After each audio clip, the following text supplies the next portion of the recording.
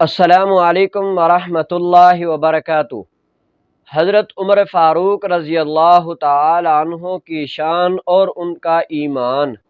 حضرت ابو سعید خدری رضی اللہ تعالی عنہ روایت کرتے ہیں کہ نبی کریم صلی اللہ علیہ وسلم نے ارشاد فرمایا کہ ایک رات مجھے خواب میں چند لوگ دکھائے گئے کہ انہوں نے اپنی قمیضیں پہنی ہوئی ہیں کہ بعض کی قمیض اس کے سینے تک ہے اور بعض کی قمیض اس کے سینے سے اوپر ہے، اور اسی طرح خواب میں مجھے حضرت عمر رضی اللہ تعالی عنہ بھی دکھائے گئے، لیکن ان کی قمیض اتنی بڑی ہے کہ وہ زمین پر پھسل رہی ہے، گھسٹ رہی ہے۔